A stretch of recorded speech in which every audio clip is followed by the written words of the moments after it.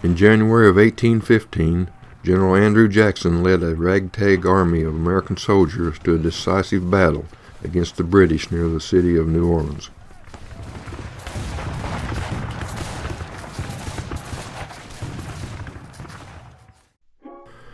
The might and determination exhibited by the fighting Americans at the Battle of New Orleans and the resulting victory left an indelible imprint upon the psyche of a new nation, an imprint so deep and enduring that two men in the Indiana Territory, Samuel Lewis and William McFarland, named the new town they were laying out in honor of that victory, Little Orleans.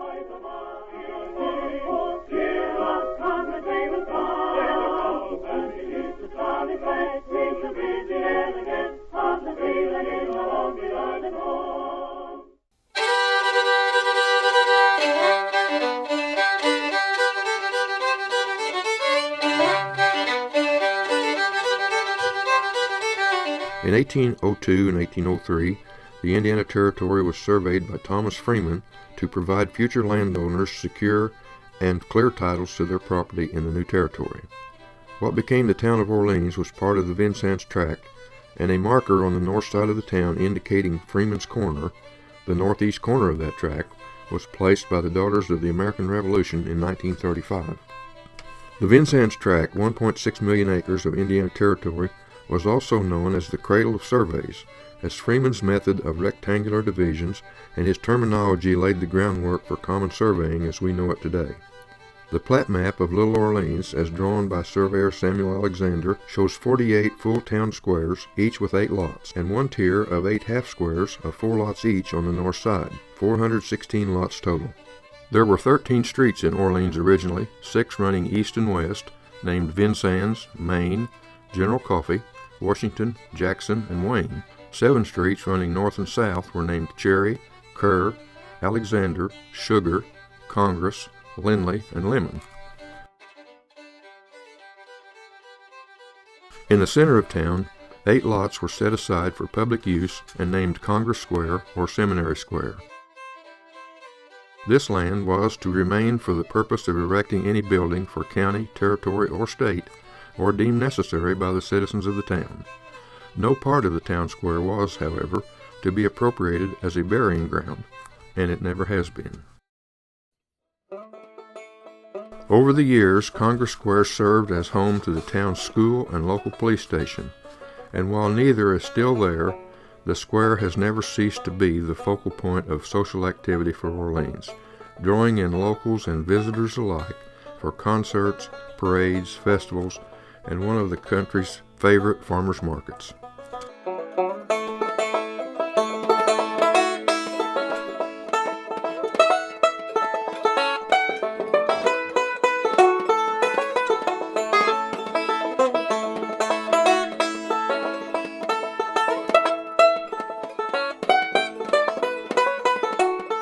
The first home in Orleans was Samuel Lewis's, a log structure that later served as a tavern. Samuel Lewis was a pioneer in every sense of the word. He was born on July the 4th, 1784, in Amherst, Virginia. He married Sarah, his wife, and they were pioneers. They were an adventurous couple.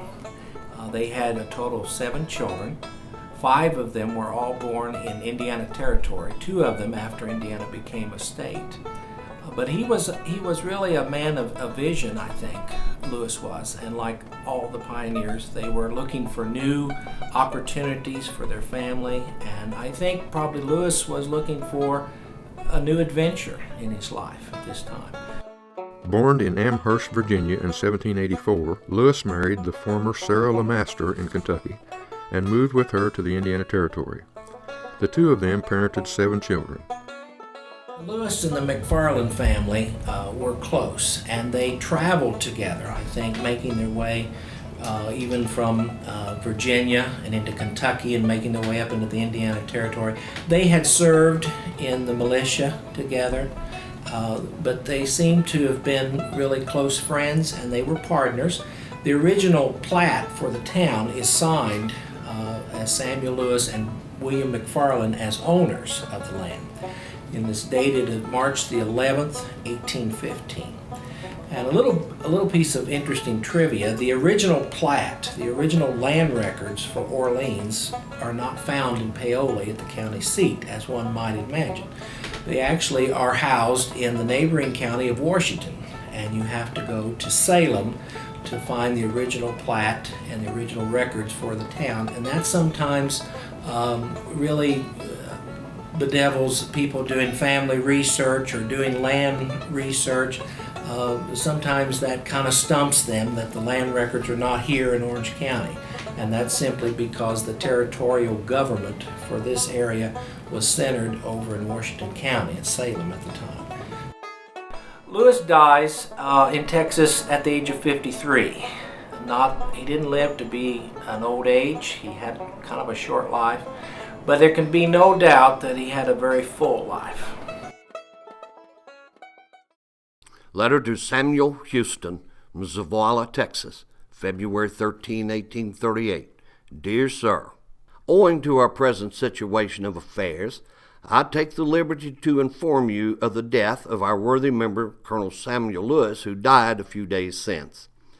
And as we shall want an election appointed for another member, and owing to our Chief Justice being so neglectful of his duty, I am afraid he will not inform you of this, and I on those grounds take this liberty to address you. The last Congress passed an act to have 3 men elected by the people to locate the county seat of Jasper County.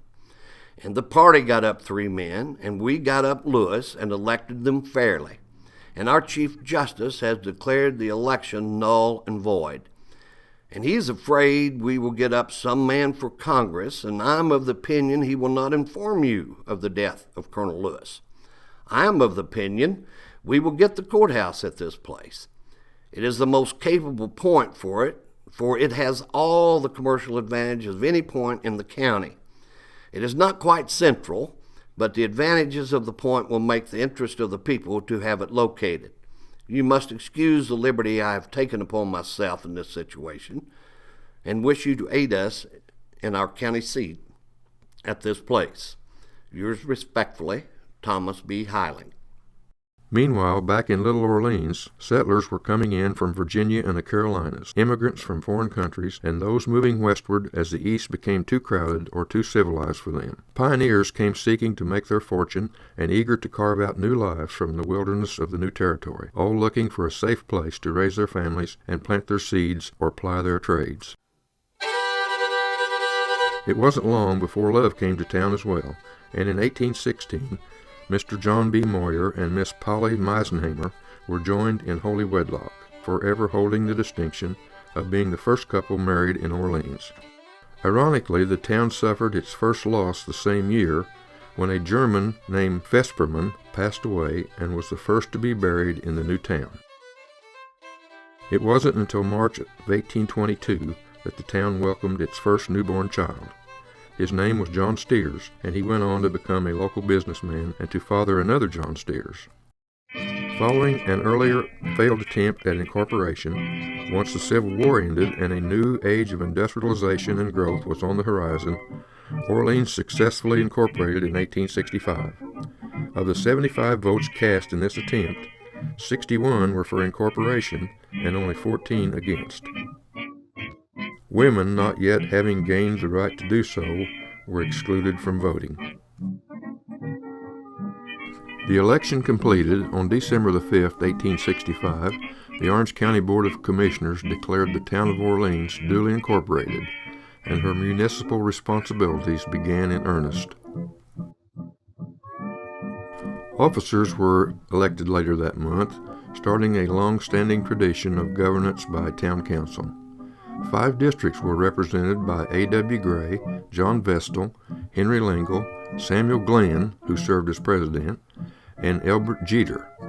David L. Barker stepped up to serve as clerk-treasurer, and Thomas N. Collins as marshal and assessor. All were sworn in by Notary Public James W. Webb. The very first ordinance drafted by the new trustees called for protecting public morality, order, and safety, and the second for regulating and protecting streets, alleys, sidewalks, shade trees, and other public property. A third ordinance regulated licenses and provided a penalty for violation thereof. Public money maintained 2 public wells, one on the corner of a property known as Salyards in the northwest part of town, and a second on the southeast corner of the public square, which by then housed the public school as well. Several more wells followed, both as tourist attractions and as places for the townspeople to socialize. May 20th, 1908. At Orleans and having a great time as usual. Certainly have took in the town. Thursday, p.m. Darling Lola, I would give all to see you now, for I am hungry for your smile. Well, I guess I won't be home until Monday or Tuesday. I'm gonna have a crown tooth put in and I expect it will hurt. But I guess I'm good for it now, ha! I suppose you are hard at work. I'm going to Mitchell tomorrow for the day. Lovingly, Ian.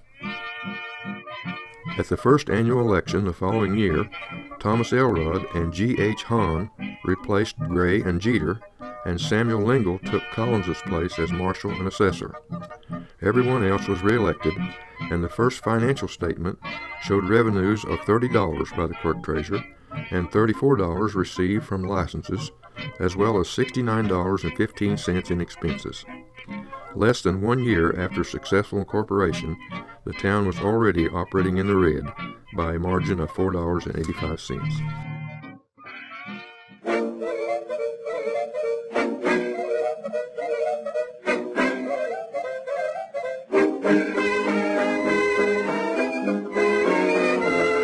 $35 was paid to G.W. Sutherland in 1879 to plant 100 trees on Seminary Square, and a tax of 25 cents was levied on every $100, as well as another 25 cents on each pole, collected for the purpose of building a lockup and other contingent expenses during the ensuing year.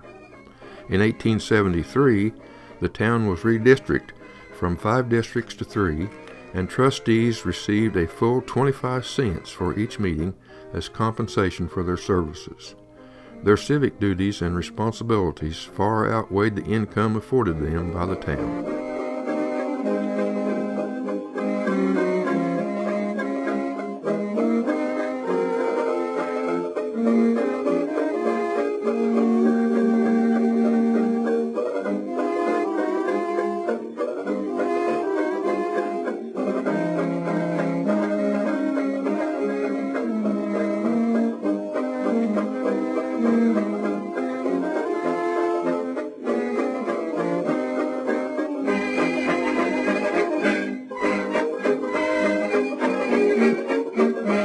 The town of Orleans was on its way.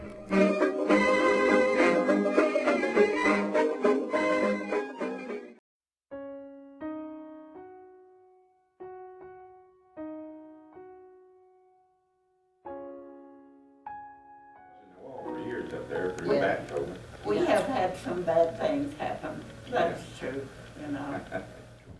As hard as it was to carve a thriving town out of the wilderness, that wasn't the only tough time the people of Orleans have had to endure over the town's 2 centuries. The first recorded flood in Orleans was in October of 1878, with many more to follow in the succeeding years. In 1937, when the Ohio River rose out of its banks, refugees from the river valley came to Orleans for shelter, where many of our own citizens were fighting floodwaters themselves. People came out by the trainloads, and different families would take them into their homes and keep them till the water went down on the Ohio River. And Louisville was flooded. And that was when I was in high school, I think. Yes, I remember I can remember standing right up there on that, by the tracks. From that train, we were assigned families, and they stayed with us until they could return to Louisville. Well, they stay at the high school in the gymnasium too, and a lot of them slept there. And, somebody fed them and all that. The sulfur well would overflow if there was too much rain, and our farm was west of Orleans, so there's many times we couldn't come into town or go home that way. We had to go back what we call the Mount Orb Road and cut across through there someplace. The flood of 37, they could take a rowboat right down Main Street right through Main Street now. Even when I was little, I think, people would come to school and their clothes, they say we don't have that many clothes because they lost them in the flood. With an economy built around rail transportation, train wrecks were a constant concern until the highways began to fill up with tractor trailers, and the need for the railroad began to decline. Even a thriving community can be hit hard in times of economic depression, and Orleans was no exception. Some businesses came and went, and others rose from the ashes of the Depression's maelstrom. Orleans survived where many did not. Well, I rode to Orleans in the old truck, and we went walking over to the bank, and when we got to the door, it was a big glass, they had those oval glass doors on that bank door, and the shade was full, and the bank had gone belly up. But perhaps the most devastating hardships are those that take friends, neighbors, and loved ones away from us. From its founding by veterans of the War of 1812 to the Civil War that saw the advancement of Orleans' own William Spiceley to the rank of Brevet General, to World War I and young Warren Brock's untimely death, through the devastation of World War II, the horrors of the Korean and Vietnam conflicts, to the men and women who have served so bravely in the modern wars of Desert Storm and in Iraq and Afghanistan, Orleans has been sending its young and hardy to serve in the United States military and protect those they love back home.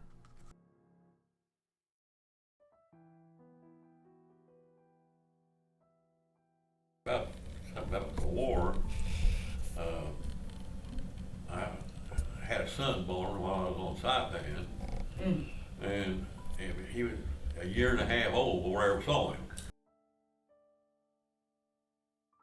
Back home, everyone pitched in during World War II rationing efforts, and one third-grade class bought a Jeep, a parachute, 6 first aid kits, and a steel helmet.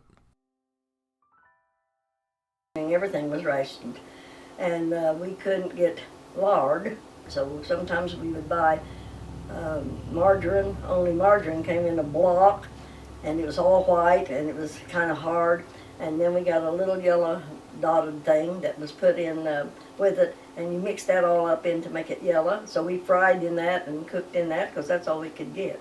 I remember going down, and there were several bus loads of soldier boys coming in to eat, and Mom and Dad, they'd set me up on the stool at the end of the fountain, right by the front door. I was about 5, and I can remember there were sailor uniforms, the white ones, coming in, and the Army, and there were just bus loads off, and they filled the restaurant, and they even went to the kitchen, And all the guys in our class, except 2, which were 4Fs, medically, they were in the service. They're one of them.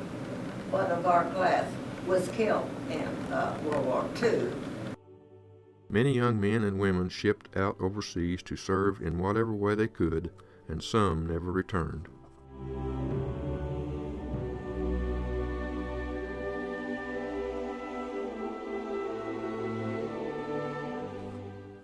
The sacrifices made at home dim in the light of the hardships suffered by those who served and who gave their lives for our country.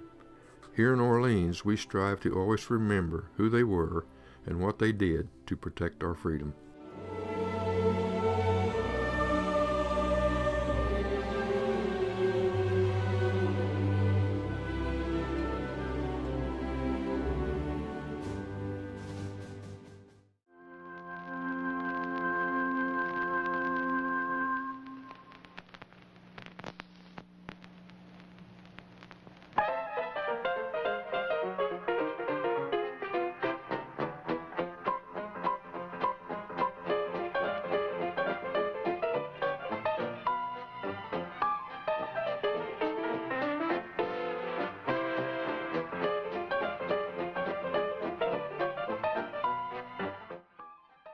The education of the young people of Orleans has been a priority since the first school was built here in 1823.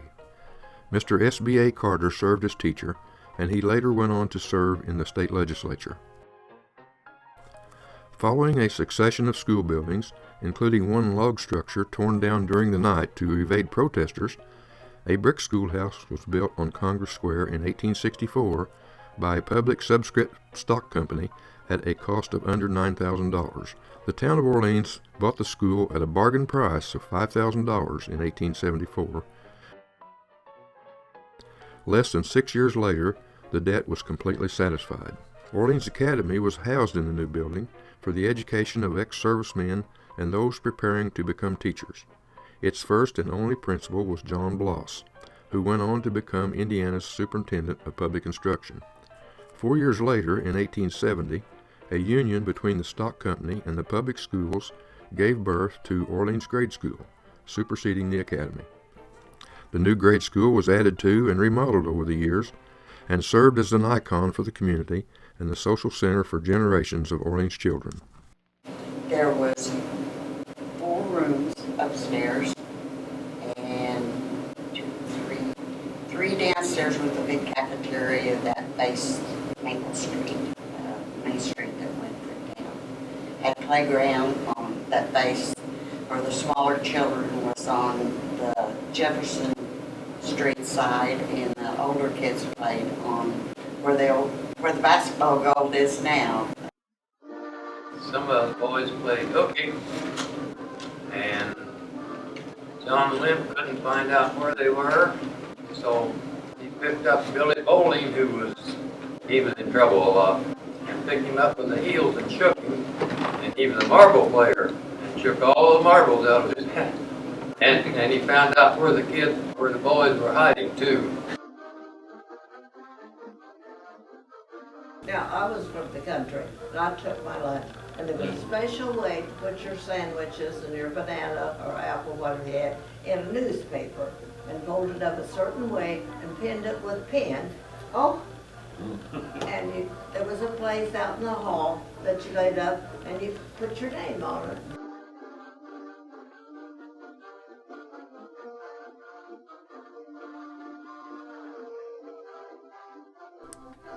The Orleans Academy building continued to serve until 1963, nearly 100 years. It was torn down completely to make for a park area on Congress Square.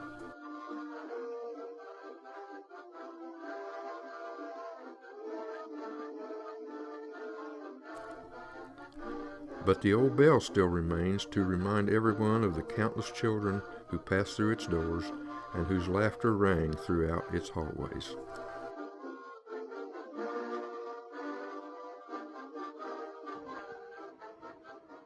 In 1963, a new elementary school was constructed on the east side of town.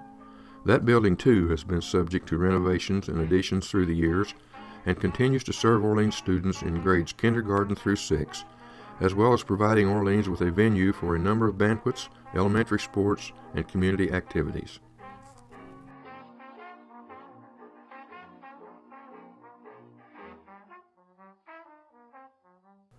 Town and township schools consolidated on the secondary level in 1910, and a new high school was constructed on the north side of town at a cost of $26,000. Because I went to school in a one-room school out in Northeast Township, that when I came to high school, then that just changed my life completely with the people I knew. Upgrades and additions were made to this building as well over the years, most notably a new gymnasium and classroom wings, until the oldest part of the building was demolished in the early 1990s and the facility was added to and renovated as it stands today. But any school as beloved as a small town high school is much more than a building. It's a storehouse of memories. There was a lot of activity went on the stairwells. Like sliding down the banister and all that. The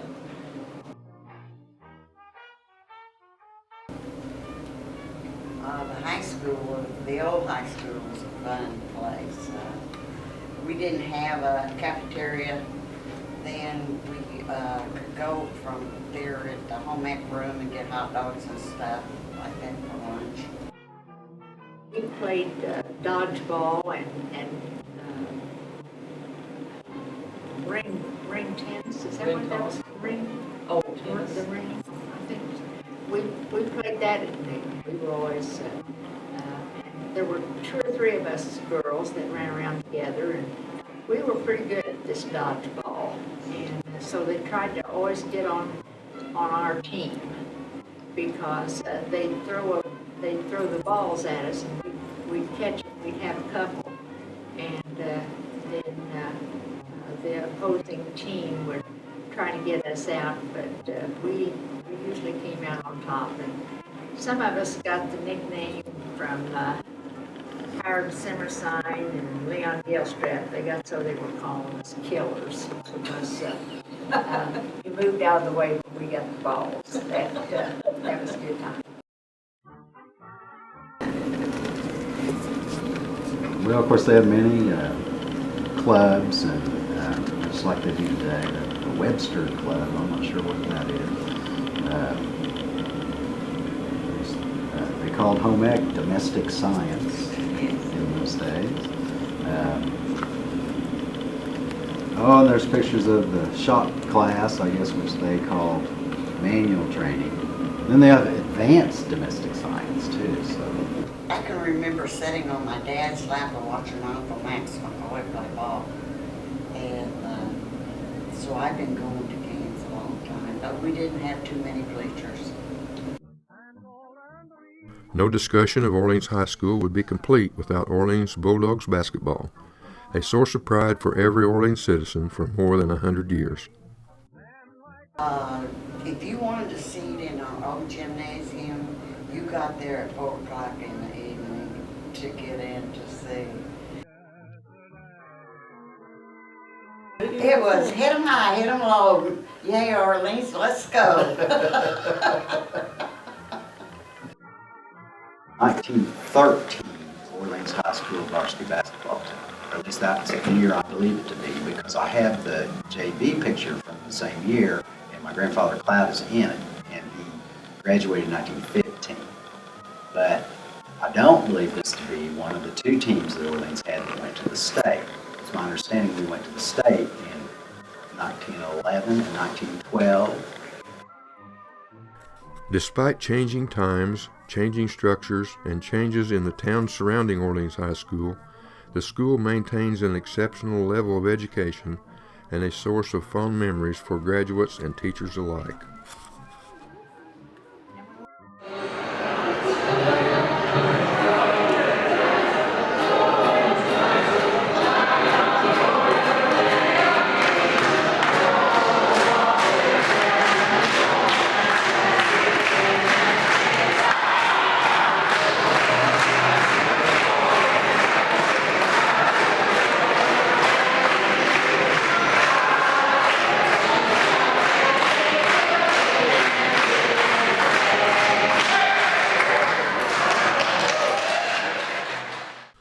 But educational opportunities haven't ended with high school for more than a century here in Orleans.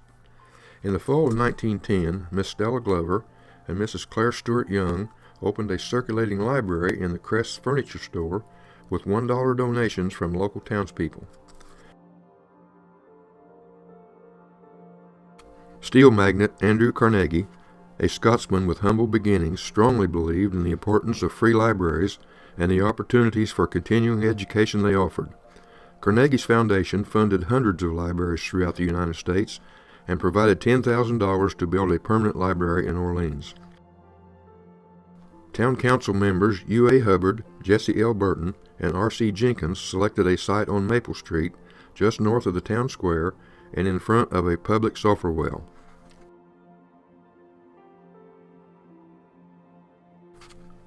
The new facility was a grand addition to the community, with a stage and auditorium, a lounge and restrooms downstairs, and a large reading room with quickly filled bookshelves and a magnificent wooden workstation for the librarians.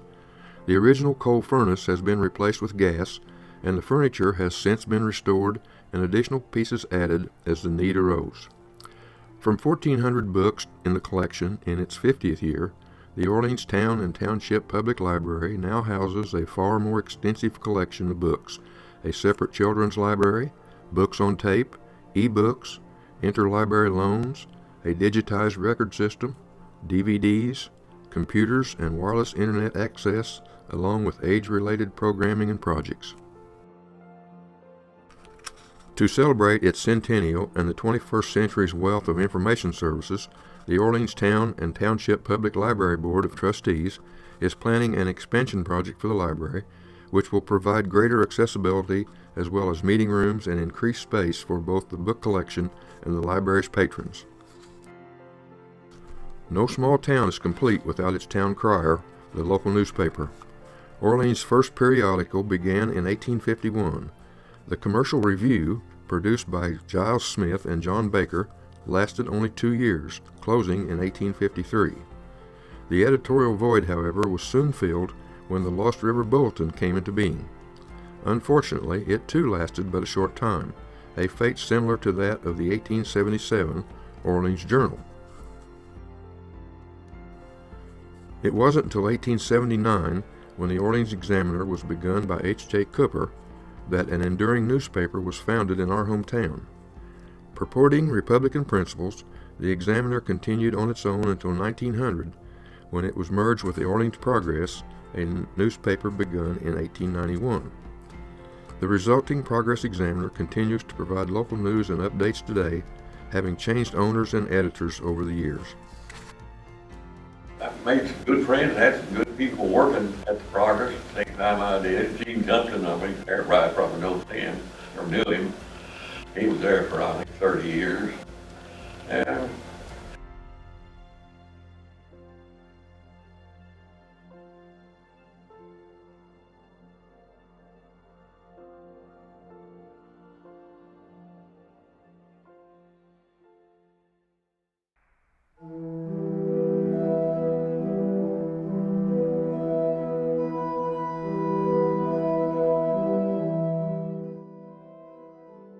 before antibiotics and the advanced diagnostic and surgical procedures we benefit from today, death was a daily concern and could result from a case of tonsillitis or something as simple as a cut on the foot or a burn on the hand.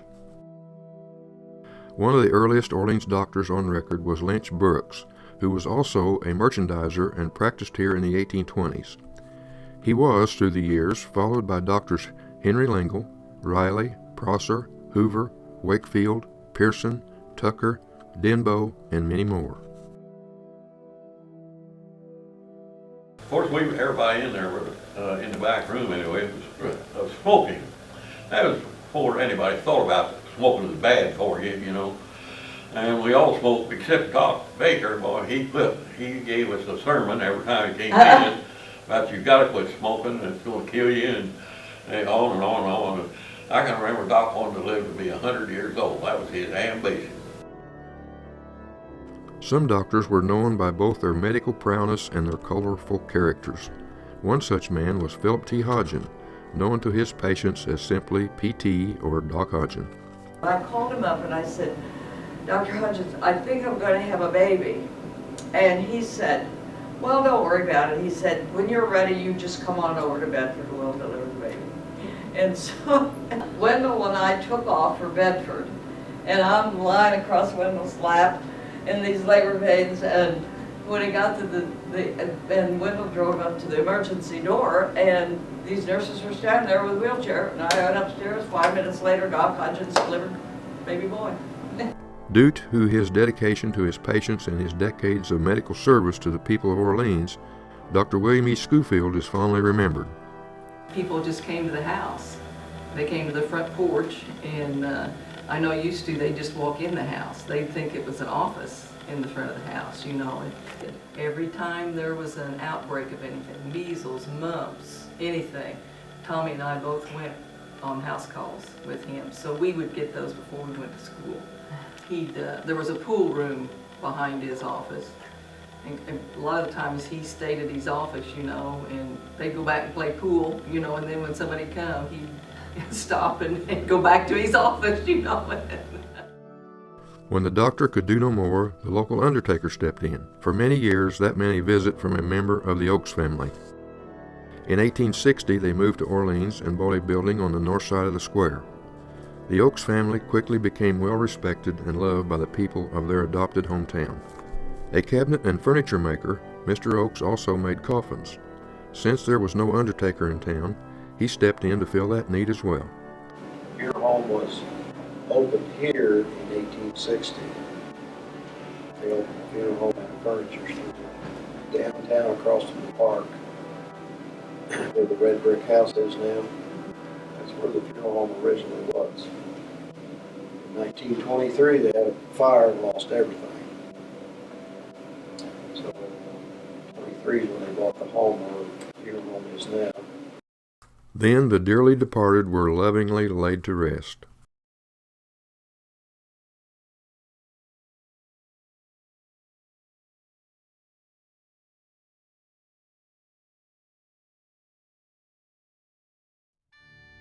The spiritual well-being of Orleans citizens has long been well tended to, with churches of nearly every Christian faith opening their doors to the willing and the faithful. Organized in 1816 with John Cord as its first pastor and circuit rider Robert Roberts helping with the establishment, what is now the Orleans United Methodist Church's first building was erected on land given by Mr. and Mrs. John Moyer Sr. in 1820. When the second building was destroyed by fire in 1914, a third building, which still stands, was built and today houses the congregation. In 1818, the Presbyterian Church was organized and met in the home of Nancy Fisher, 9 miles southwest of town. The congregation moved to town in 1820. Though no longer housing church services, the structure remains today the oldest standing church building in Orleans. In 1852, Missionary Baptist Church met to organize. Elder E.P. Bond preached the first sermon to 31 members, and their church building was completed in 1854. Around 25 members formed the original congregation of Orleans Christian Church, its first building constructed on a lot part donated by Dr. Henry Lingle. In the 1920s, the rapidly growing church family relocated to the present building on Maple Street and continues to grow and flourish today. Established on Monroe Street in 1903 as a Pilgrim Holiness Church, the Orleans Wesleyan Church moved to its present site south of town in 1975 and reestablished itself as a church, big enough to serve you, yet small enough to know you. In 1963, Church of Christ members in and around Orleans expressed a desire to establish their own house of worship here and set out to do just that. A building on South Maple Street was purchased, properly outfitted through donations from Shoals, Oolitic, and Pekin congregations, as well as members themselves. Members continue to meet at the site today. More churches have come and gone over the years, and many more remain, welcoming the faithful and tending to their spiritual needs.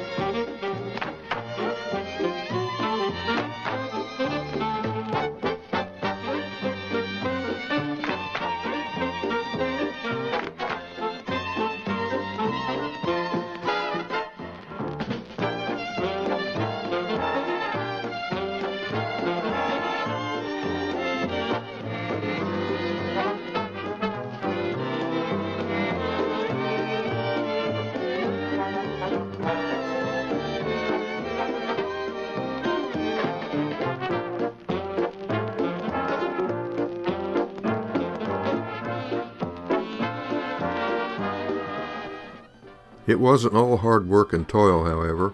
Music, movies, eating out, festivals, parades, people watching, sports, concerts, All of these contributed to the sense of community that grew within the small town.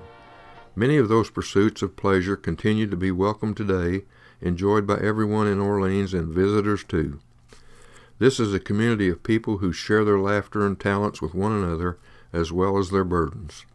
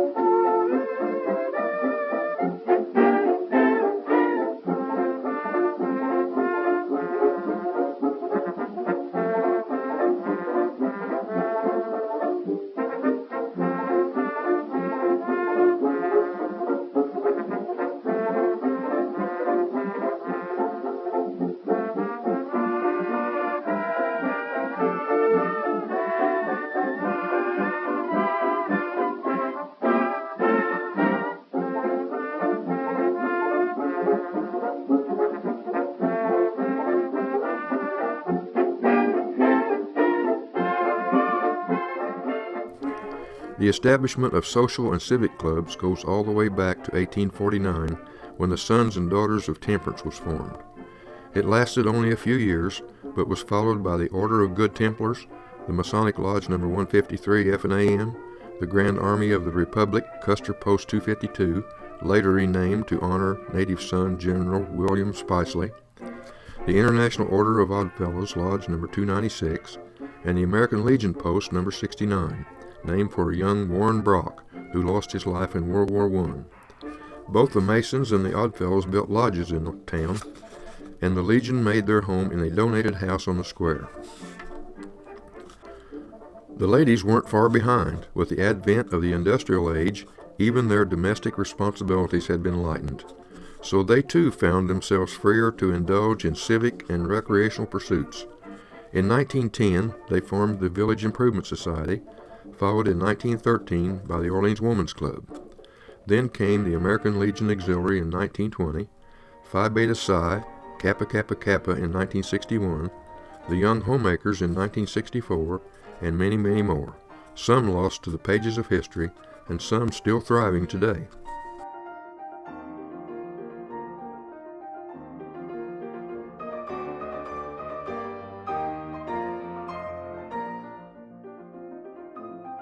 The first movie shown in Orleans was on an outdoor screen stretched across the street on the east side of town, and it was The Great Train Robbery. It awakened a wild enthusiasm for the new media within the people of Orleans, and eventually to the construction of a permanent movie theater on the square. Following a succession of opera houses, the Swito Theatrical Company purchased a building formerly occupied by McIntosh Mercantile Company in 1925 and converted it to a movie house. It was operated for some time by the American Legion as a means of raising funds for that organization, but in the late 1930s was purchased and remodeled by a consortium of local businessmen, Frank Carroll, Paul Lindley, and Damon Lindley.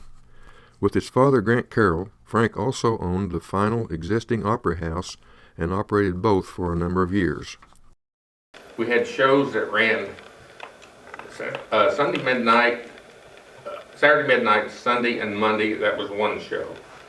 Tuesday and Wednesday was another show. Thursday, Friday was another show.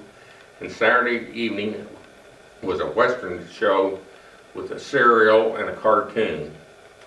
Wanda used to come in there with a date late at night on Saturday night, and I was trying to flirt with her a little bit, and I'd go upstairs and get on the balcony, and she'd be sitting over here in the corner naturally, and I'd get my popcorn and I'd drop it down on top of her, and I tried to make her so she'd be sure to notice me. And evidently she did, because we've been married almost 57 years now. And so, with entertainment so readily available downtown, there was born the phenomena called Saturday night. Everybody went to town on Saturday night. You just did. You couldn't find a place to walk. It was shoulder to shoulder. And I remember the best conies I have ever eaten in my life.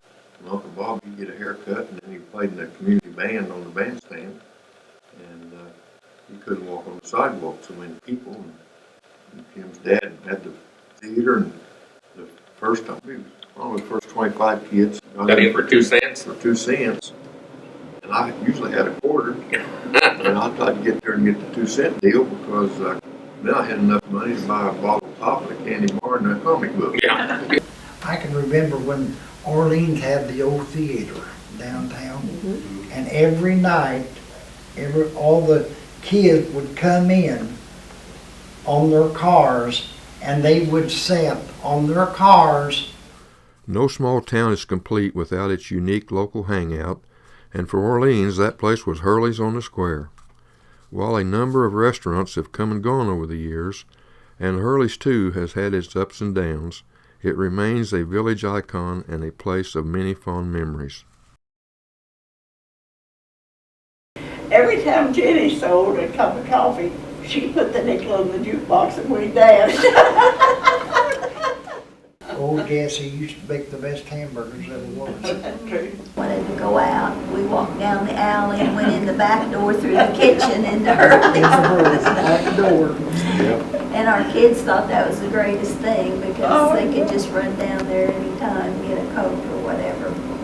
They had a menu there, and whenever the bus stopped, they put out a new menu, and each thing was about 10 cents or 15 cents higher whenever the bus was there. So you didn't want to get anything when the bus was there. Yeah, that was before the airlines got real popular. And they'd load up and come down one day before a holiday. We had them lined up all along the street over there, across the street. And then let one bus in at a time, and the place that burned over there, the public service, was empty, and we used they had a desk down there, and we used that, put tables and chairs up in there and served the draftees. And I don't know, the hometown people seem like, I don't know what they do now, but they all came. The good part about it was we were all family, and we were all working together through all those years. And had we not had that, that probably wouldn't have happened. And there was always time for romance. Libby was born in Orleans to a family of modest means. The Schillers were farmers. Her and her mother were active members of the Baptist Church downtown. We think Elizabeth was musically inclined, either voice or that she played the organ, maybe both. But she had an uncle who worked for the Stetson Company in Philadelphia, and she went to visit her uncle and aunt, and they went to church on Sunday. And while they were at church, the famous Hat King, John B. Stetson, is in the congregation that morning, and he is taken with Elizabeth. And a romance eventually kind of blossoms between the two. And it's not very long before John B. Stetson arrives by train in Orleans, takes a rig out to the Schindler farmhouse east of town to ask for Elizabeth's hand in marriage. Now you can imagine the stir that would have caused in Little Orleans for the famous Hat King to arrive here and ask for a local girl's hand in marriage. While she was Mrs. Stetson, he gave her a gift of a house. John B. Stetson had a beautiful home designed in Philadelphia. He had it pre-cut, and he placed it on rail. He shipped it to Orleans, and he provided workers on board to assemble the house here. And it's a beautiful old home, still standing today. and probably was the first prefabricated home in the Midwest. And the old-timers, they kind of lovingly refer to it as the storybook house, or the house that hats built. Orleans is home to a number of festivals and other outdoor events, as well as an award-winning farmers market. But the longest-running and biggest celebration is the annual Dogwood Festival. Bill Wheeler had been someplace in Georgia, it wasn't Atlanta, but somewhere down there, that she went on vacation where they had a lot of dogwood trees. So Bill came back with the idea that Orleans could be the same thing. Now, I've forgotten who all was on the committee, but I believe that Melba Mefford headed the finance committee. I know that Madge Davis was the secretary, and Catherine Waynick and I were the laborers.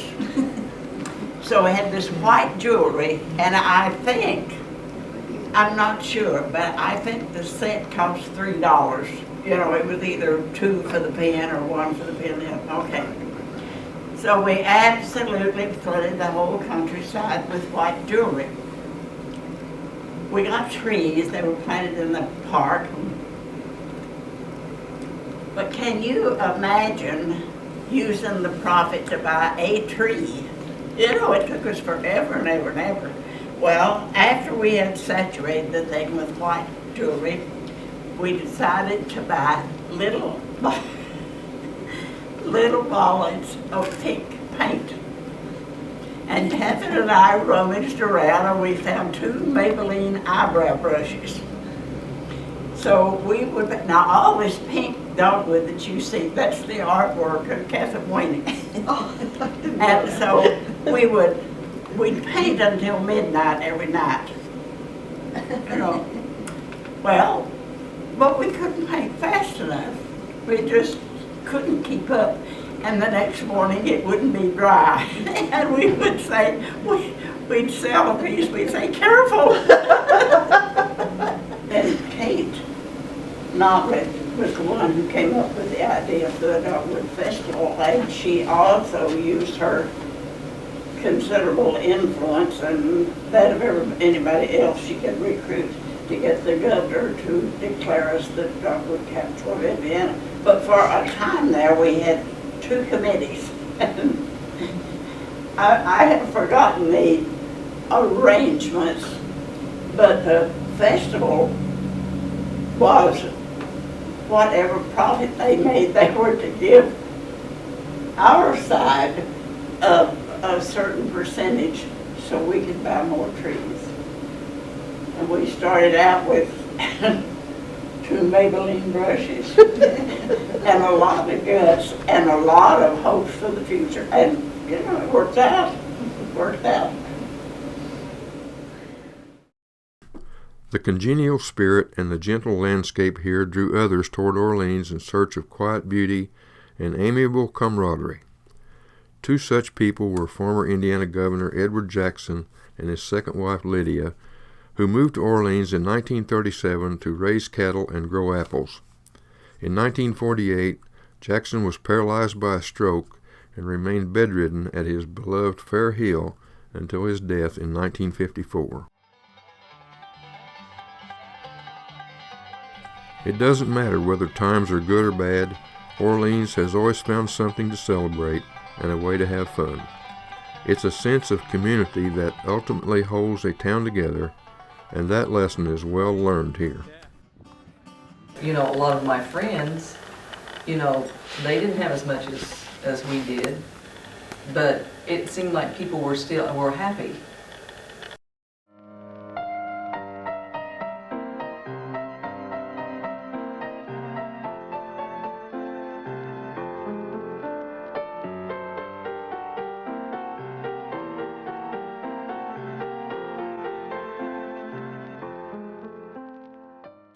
Commerce, the buying and selling of goods and services, it's what drives an economy and is the beating heart of a thriving community. Orleans has been no exception.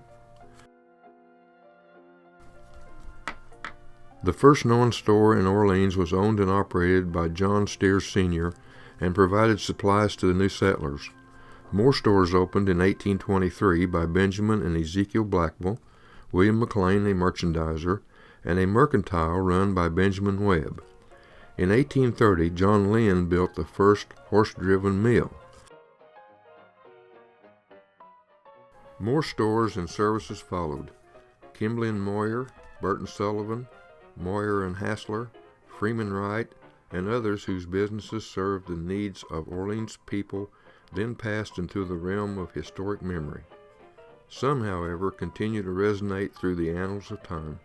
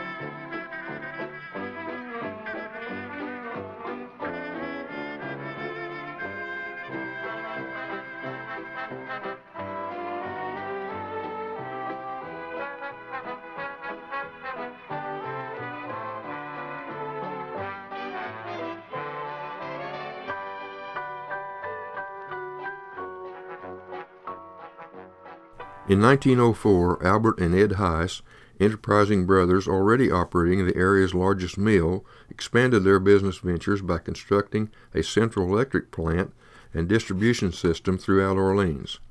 Service from the plant's belt-driven Atlas engine and direct current generator was provided from dark until midnight only. At 11:50 p.m., the operator winked the lights to warn customers of the nightly shutdown. For a month's electricity, minimum charge was $1. Ever the entrepreneurs, the brothers installed a 10-ton ice plant to utilize excess steam from their power plant. That was the first job I had. And so I was hired, I think, between my junior and senior year to work with one of the ladies in the office. And then my job was to weigh the trucks. When the trucks came in with the grain, corn, wheat, whatever, they'd pull up on that big scale, and I'd stand there in the window and weigh how much they had in the truck. And then they would go unload the truck and come back and I'd weigh it again. Back then, ice was very important. People would come get the ice and take it to the ice box, and I remember going over there and getting in my little red wagon and pulling across the street. Across the street was the ice plant, the old ice plant. And just south of it was the Heiss feed mill. So we had the Heiss ice plant and the Heiss feed mill. Hardly anyone could travel through Orleans in the old days without seeing the name Cloud on a sign. Be it groceries, cattle, dry goods, Cadillacs, roads, or cabinets, the Clouds delivered. The Clouds, I guess, have been in Orleans for maybe 150 years or so. I think maybe I'm the last one who will carry the Cloud name. James A. Cloud was quite a businessman in Orleans, and he owned it was a dry goods grocery store, which was down here on the corner of the square where Board of Real Estate was. And it burned eventually. You can see the firewall still up there on the building beside it, the old laundromat that stopped the fire. But James A. Cloud, he just had a 8th grade education, but he was a mover and shaker and, no moss crew under his feet. And so he started that business. Then across the street from that, across the highway where Dr. Hardin's building, he had this Cadillac dealership, the oldest or first automobile dealership, not only in Orleans but in southern Indiana. And so he ran that business way back in the, right at the turn of the century. And my grandfather kind of grew up working there in the car shop, and his brother, Henry Raymond Cloud, did as well. My grandfather was Roy L. Cloud. And, but James A., again, my great-grandfather, he also was a construction person. He built roads. My dad told me he built many of the roads in the northern part of Orange County. He built the original factory building in Orleans. He started a cabinet company there, which was originally Cloud Cabinet Company. With automobiles becoming commonplace and affordable for nearly everyone, the need for petroleum products gave rise to a whole new business, the gas station. At one time, gas could be pumped at nearly every corner of the town.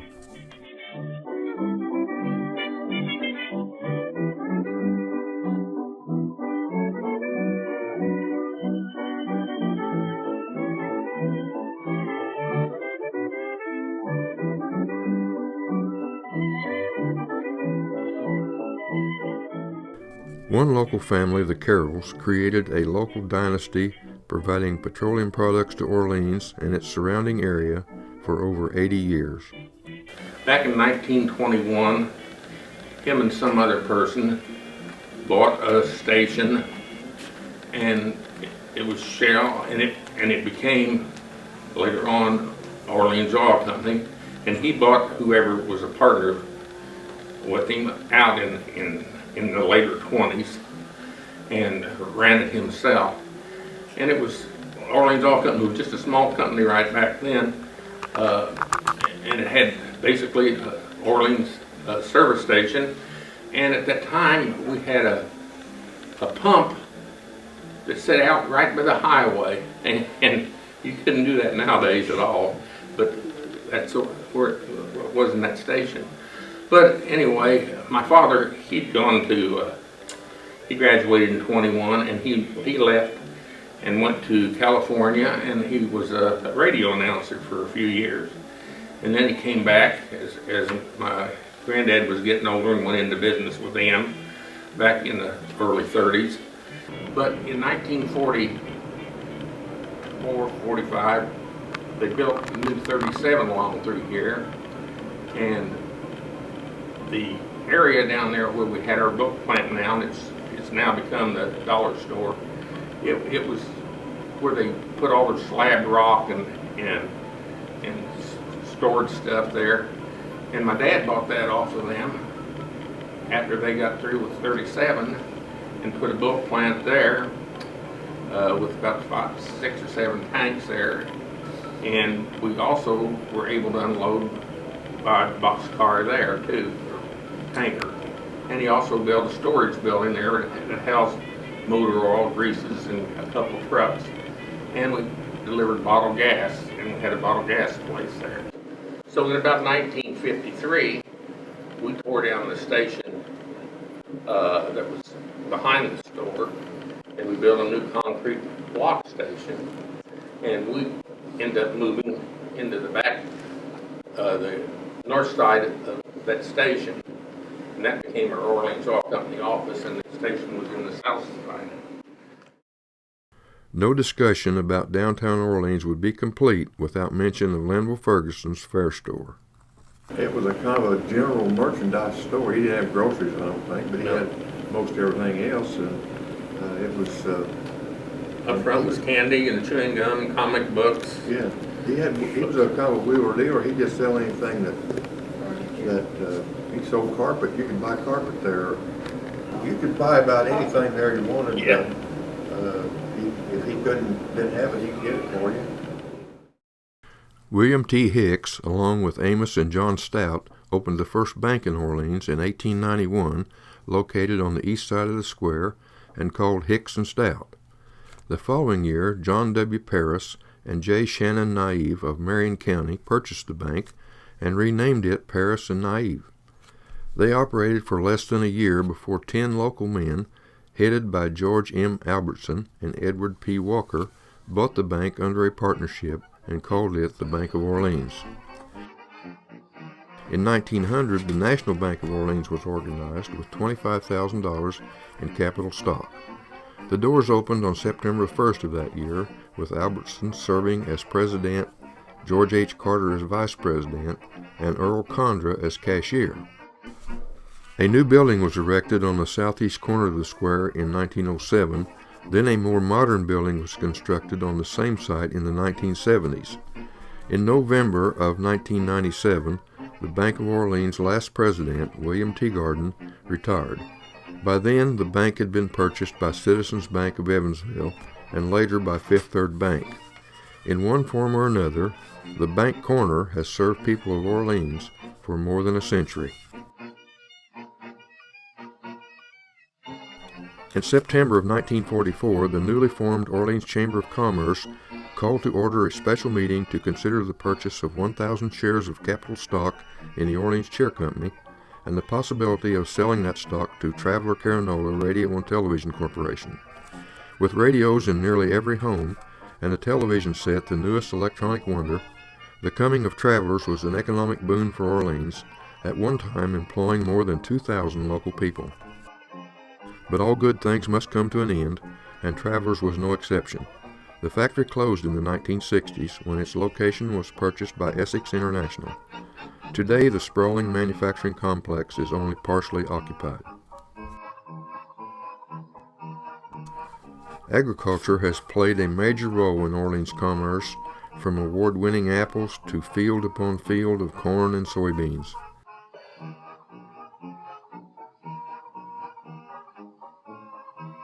Farming gave rise to an annual event known as the Orleans Agriculture Fair.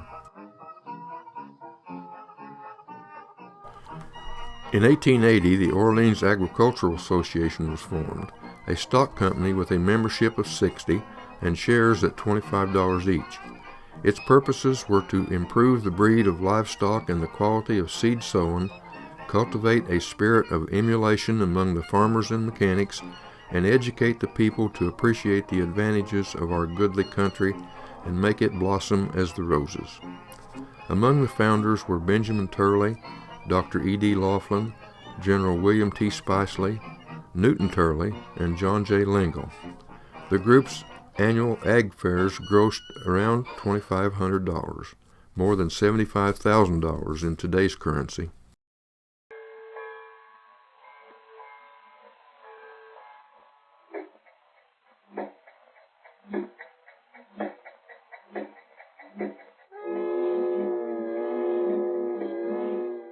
On January 1, 1852, the first New Albany and Salem line train pulled into a brand new station in Orleans, built with $40,000 in donated funds from Benjamin Blackwell, Bradley and Allen, and many of the townspeople. Later, the Louisville, New Albany, and Chicago line, then the Monon line, trains through Orleans gave the town an economic edge over other communities in the area, providing the rapid transportation of goods to sell and products made in town. Eventually, a spur was built from Orleans to the opulent hotels in the Springs Valley area, the only rail access for the rich and famous to reach the area's rich sulfur springs and the resorts that sprang up around them. Trains were the primary form of transportation for what were then long distances. A train trip to Louisville could be made in only half a day. Passenger trains continued to provide transportation for local people for many years, to places as nearby as Mitchell and Peoria and as far away as the state capital in Indianapolis. In fact, I rode the Monon 2 or 3 times from Orleans up to Lafayette. I was at Purdue, and I thought we would never get there because it was like a milk train. You know, we stopped at there, and if I could avoid the Monon right from Orleans to West Lafayette, I was. I was always fascinated by that trestle, Fort Pillen. Yeah. And so one time I just rode, I got on the train just to go to Pillen, and somebody was going to pick me up in the car, and I wanted to go over that thing, and that was scary. And the railing was about that high, and of course the windows up here like that, you couldn't see the railing. You thought you was flying through the air. It was scary, it really was. I did, yeah, I think I did one more time. I think I did that twice, but that was enough.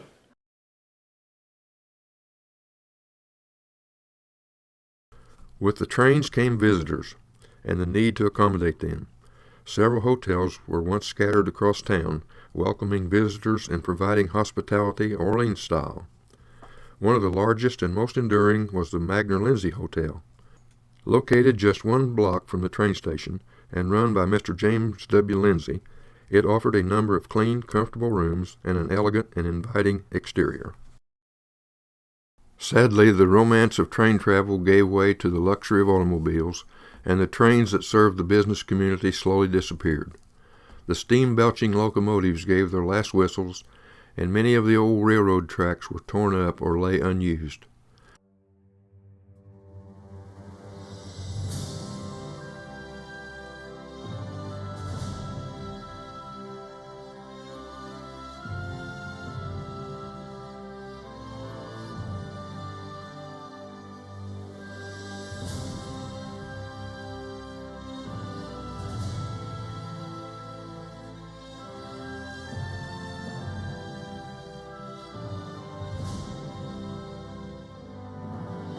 Through its first 2 centuries, Orleans has seen countless businesses rise and fade, and countless men and women who built and ran those businesses, names and faces both long forgotten and fondly remembered.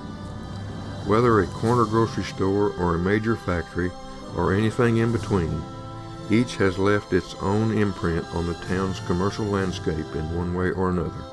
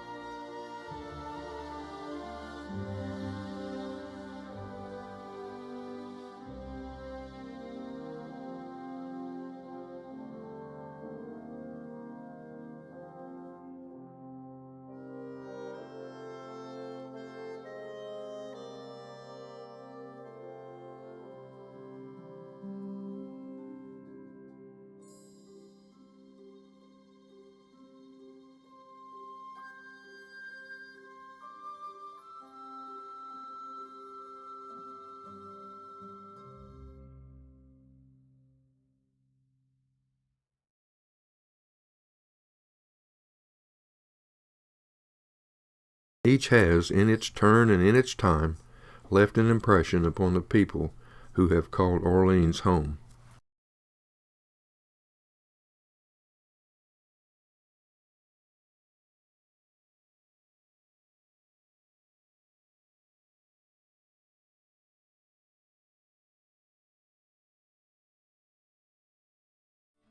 Victory, a powerful word that comes from the Latin word for to conquer. It's a word defined as the state of having triumphed. Hardships, death, ignorance, poverty, boredom, even time itself, all of these are obstacles standing in the way of the future, and each in its turn has been overcome through the victories of the people of Orleans. This town hasn't simply survived. We have accepted nothing less than stubborn endurance and dedication to the well-being of our hometown. Years pass, times change, but the spirit of a people lives on unaltered, driving ever forward and overcoming whatever stands in the way of a brighter future.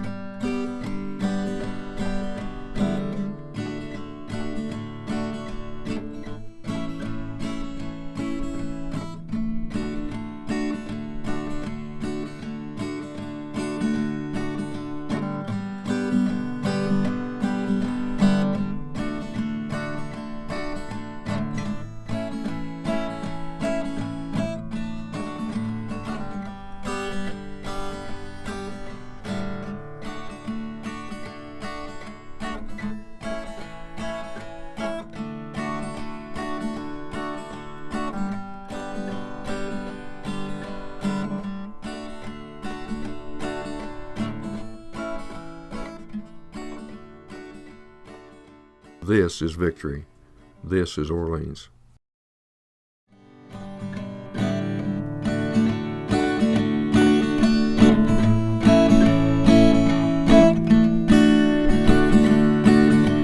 the wilderness they built Orleans, sweat and tears and enduring dreams. Railroad came and the new town thrived, keeping victory alive.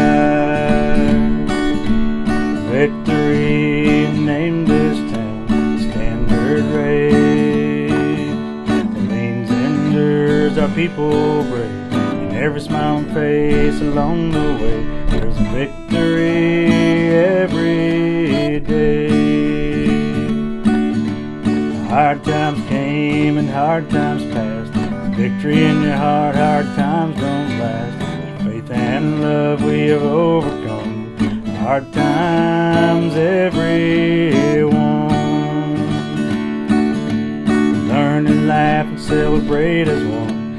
Triumph just like we've always done. 200 years have come and gone. We're still going strong. Victory named this town Standard Race. Orleans endures, our people brave, and every smiling face along the way. There's a victory every day. Now we pause to commemorate all who came before and dedicate our efforts and our lives to making sure the future is secure. Victory named this town Standard Race. Orleans endures, our people brave, and every smiling face along the way. There's a victory every day. There's a victory every day.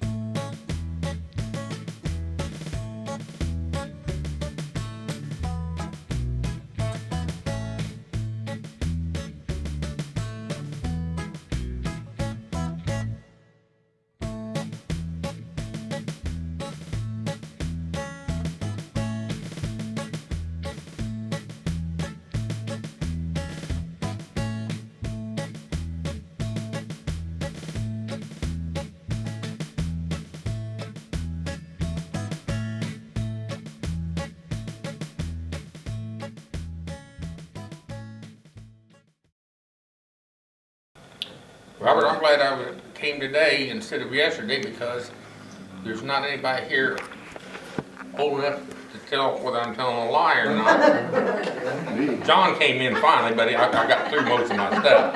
But now yesterday you had people in here that tell that I was fibbing a little bit.